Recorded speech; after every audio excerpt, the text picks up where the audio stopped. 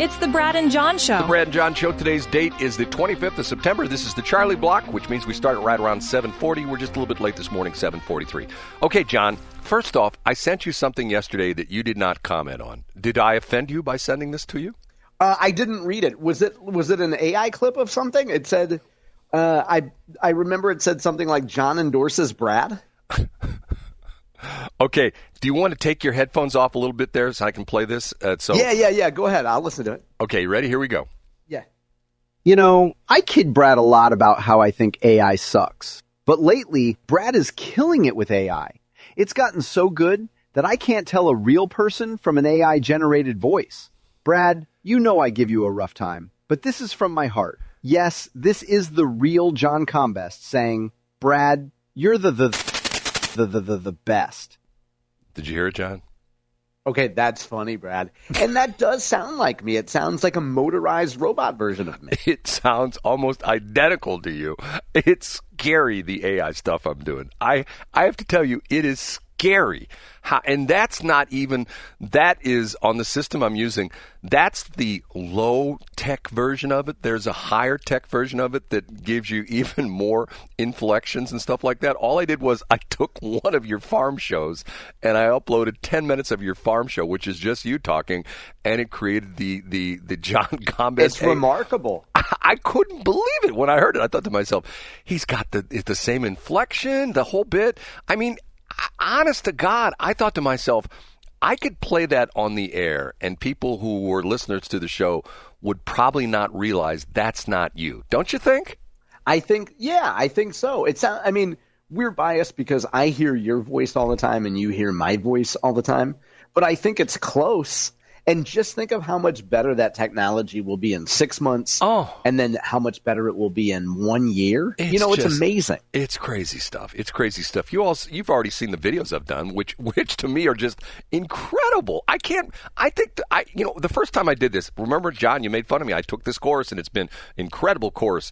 I'm thinking to myself, this is so advanced, and it's so scary because especially the ones I did with the two women talking about you. You even said they look almost, I mean, it's to the point where they look so, and I don't mean to interrupt, Brad, but can you say what the software that you use to do this is? Like, or do you want to keep that private? This is a new thing from Google. It's called VO3, VEO. That's right. Okay, so this is the same program you've discussed on the air. And yes. Do you pay a monthly fee for it? No, it's interesting. I learned this through this course I took. And once again, I'll mention this guy. The guy is incredible. He's a young guy. His last name is Gallo, Anthony Gallo. And he's a young guy, I would say probably mid-30s or something like that, making a ton of money. He started off because he's been a videographer almost his entire life. He started out doing wedding receptions when he was in high school, and he's gotten real good at photography. And he started doing this course on photography. And I actually bought the course. I mean, I'm not the world's best photographer. I guess I consider myself sort of a advanced amateur or a semi-pro. Right. So go on. So what did he do? Well, he's branching out into other courses, and this is the AI course, and it's fascinating. And it was $99. I'm telling you, I learned more spending $99 than I spent thousands of dollars in my college level classes. And I'm not even all the way through it. I'm about 2/3 of the way through it. And what's interesting about it is when some of these times, people sell you a course and they've done it 2 years ago and they don't update it.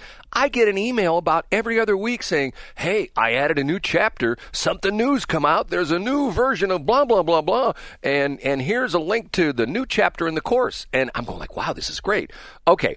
Let's move aside on that. Okay, Starlink. I talked about this yesterday when you mentioned the fact that they're hashing out broadband in the country, right? Like, yeah. Okay, I did a little bit more research on this, and the kit is now $89. That's 75% off, and starting at $49 a month. So, and now one more thing.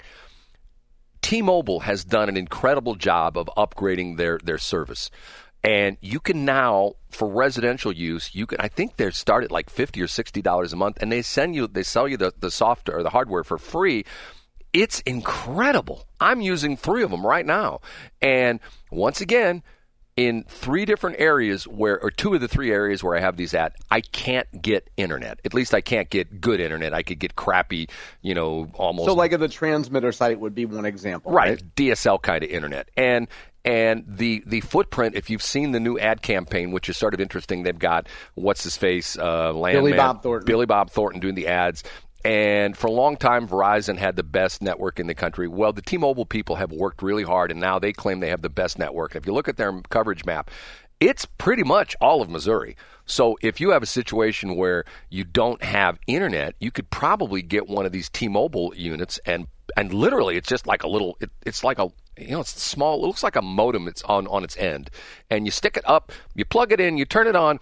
It seeks out a signal from hold on, who's this? It seeks out a signal from one of the T-Mobile towers, and bang, you're good to go. So my point being, we talked about, and what was it, like 2030? They're talking about, well, we're going to get this done by 2030. Yeah, which is a long way away. Okay, if the state of Missouri called up Starlink and say, okay, you saw the ad, $89 standard kit, $49 a month. If we order 10,000 of them, what's our price? And you know what's going to happen, John? They'll go, well, for 10,000, we'll give you $50 per kit and $39 a month.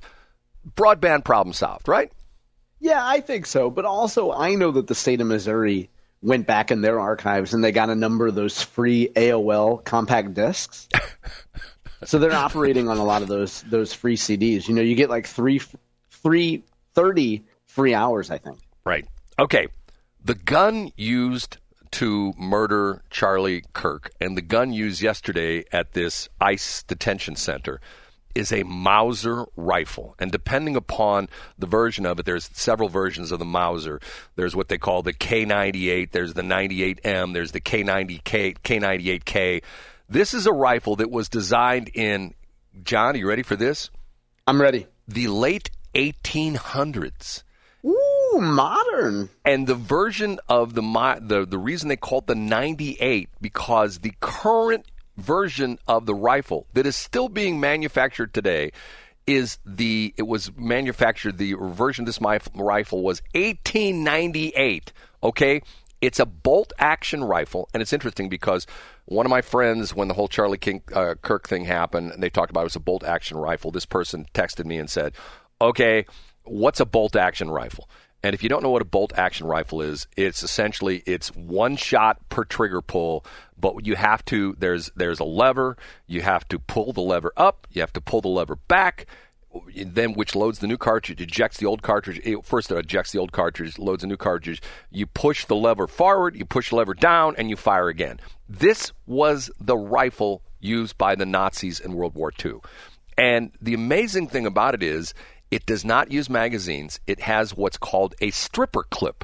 And you saw this in the picture yesterday, if you saw the news items, where this nutbag, the guy who shot up the ICE detention center, once again had stuff written on the bullets. And apparently he dropped one of his stripper clips, and the stripper clip had, if you've seen it in the pictures, the evidence pictures, you've seen it probably all over the internet, it has 5 cartridges, and the clip goes, it's hard to sort of explain, but each of the cartridges has a flange on the end, and the stripper clip has little ears, and you take the ears of the stripper clip and you take the cartridges and you push the cartridges into the stripper clip, and then you take the entire assembly with this clip on the end and 5 cartridges and you push it into the rifle, and then you pull the stripper clip out and it loads 5 rounds. And to keep in mind, this is what the Germans had in World War II. They had machine guns, but most of the foot soldiers, the infantrymen, had these Mauser K98Ks.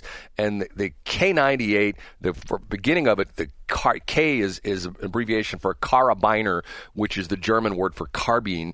And if you know anything about guns, a carbine essentially is a shorter barrel rifle. You can have a rifle, which typically have a hunting rifle, and what the Army is now using is the M4, which essentially is a carbine version of the M16. Don't want to go too much nerddom. But anyway, this is an old rifle, an old, bolt action rifle. You can't fire rapidly because every time you pull the trigger, you have to pull the lever up, pull it back. It pulls out the old cartridge. A new cartridge pops up. You push it forward and you push it down. And you can only have 5 rounds in the gun at the same time. Old technology. And the crazy part of this is This is the same type of rifle that is used for hunting for a lot of people. Bolt action rifles tend to be more accurate than the semi-automatic ones. Has to do with how the cartridge fits in the barrel and the chamber and the whole bit. Won't go into the nerddom stuff.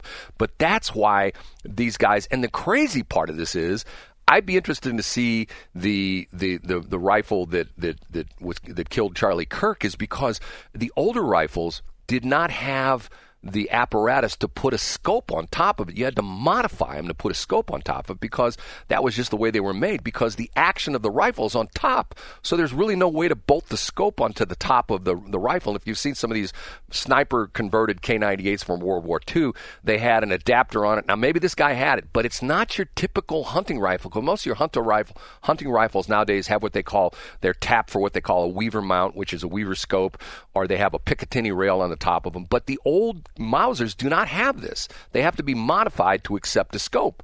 And it's old technology. Old. Figure this is 2025. This is the same design that's been around since 1898. It's not an assault weapon, but some people may call it that because the Germans used it in World War II. A lot of American soldiers were killed by these K98Ks in World War II. But it's old technology. So what are the politicians going to do? Whoa, we need to ban all those old rifles. So then essentially the problem there is, you're essentially banning hunting rifles. So you think that's going anywhere, John? No. And didn't the Charlie Kirk shooter say that it was his grandpa's gun? You know what? I've read too much about this. Apparently, the bizarre part of this is that and this is actually very sad, apparently the grandfather gave it to the son, or the grandson. And when this whole thing hit, the grandfather, apparently the gun is very unique in the way it's been modified and a whole bit like that. And they showed somebody on one of the news sites had a picture of it. When the police got it, he wrapped it in a towel and left it. And if you read the bizarre text being back and forth between his boyfriend, girlfriend, whatever it was, his intent was to dump the rifle not too far from the shooting in the woods, and he put it in a towel, and he was going to drive back to pick up the rifle because he thought, well, if I get the rifle, nobody will know it was me. Yeah, and he expressed, not to interrupt, but he expressed concerns because he said something to the effect that if my grandpa sees it, he's going to know that it's his. Yes, exactly. That was the whole thing. And supposedly his grandfather found out about this too and called his son, who would be the father of the shooter, and essentially said, okay, where is he? Is the rifle around? Can you send me a picture of it? And that's when the whole thing came down. And not only that, if you read the whole story too, the parents apparently saw the TV show or the TV or the internet or something. They saw the picture of the dude in sunglasses. Remember, they showed him walking up the steps or something like that. It was some security camera video at the university, and they immediately thought, that looks like our son. And that's when the whole thing came apart. Yeah. I think the main thing we got from your gun dissertation is always grab the stripper by the ears, is what you said, right? Well, the interesting part of this is this, I've said something, I haven't mentioned this in a long time on this show, okay? I have a motto, and my motto is 3 words. Freedom is messy.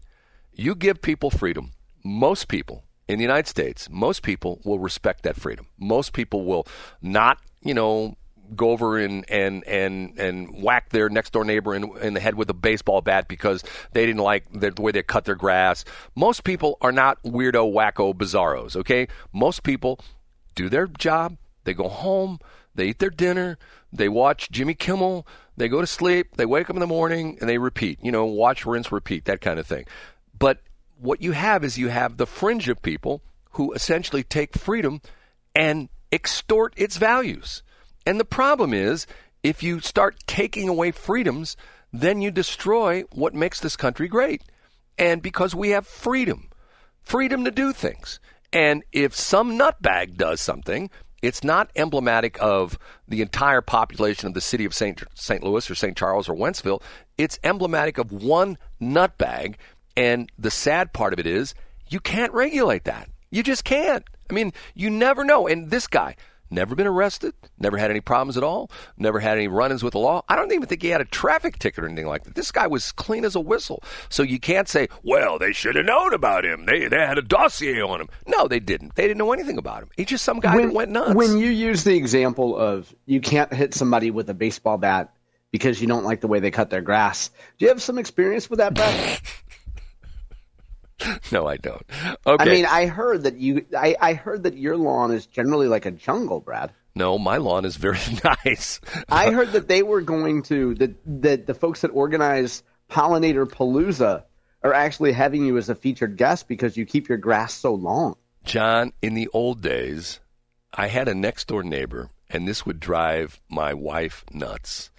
Our next door neighbor would cut 10 feet into our property. And, to the point where I'm going, no big deal. But the problem was he set his lawnmower far golf course putting green. You know what I'm saying? To the point. He wanted to be able to take some ground balls out there like it's AstroTurf. Right. And when the summer came around, the grass died. So I won't go into that. Okay, last thing. Did you see this bizarre video of Ben Affleck and Jennifer Garner's daughter at the UN yesterday? No. Why on earth was she at the UN? Oh, my God, this is so weird. She's at the UN, and she's in a KN95 mask, essentially saying we should all wear masks 100% of the time. And she's giving her... Oh, wow. I swear to God, it's so bizarre. I'm going like, okay... Now, wait a minute. Did Jennifer Garner take a bunch of Tylenol during pregnancy? I have no idea. But if you watch the video, it is so weird. It's just like she goes off in this thing and she's got this crazy mask on and she's talking about this and she's talking about that and she's talking about kids and it's terrible and we're killing our kids. And we're breathing things into their air and blah, blah, blah, blah, blah, blah. I'm going like, man. What happened to this girl? I mean, she's got rich parents, rich famous parents. What happened to her? It's just bizarre. I mean, you need to watch it. It's just so bizarre. I mean, that's the definition. She probably grew up, the definition of an affluent, white, female liberal. I guess. With no sense of reality. I mean, if she's talking about how people need to wear N95 masks, what's wrong with her? I have no idea. And John, seriously, do me a favor. We'll talk about it tomorrow. You can find this probably with the way you're at the internet. I'm looking it up on my phone right now. 2 seconds, you'll find this. Watch the video. Just tomorrow, answer me one question. Is this woman mentally deranged or is she mentally deranged? Okay, let's just talk. I've got it booted up, Brad. Oh, wow, she's wearing a white mask. I'm telling you, Yikes. she's wearing this mask, giving this presentation to the UN. I'm going like, what is this? This is so bizarre. And what would I know we're up against time, but let's discuss tomorrow. Other than being famous, what are her credentials to speak before the UN? But it's almost like you've taken my life and you've destroyed my Greta Thunberg? It's like what are her credentials? She was like 13 at the time. Yeah, 13 and autistic, but hey, that gets you something. It's to the point Brad, where I'm glad that we were able to get Mark on the phone after his workout and shower. That was great timing on your part. Now, John, I know that you probably won't do anything with this, but didn't you think it was fascinating, the story behind the gun, the whole deal? I mean, isn't that...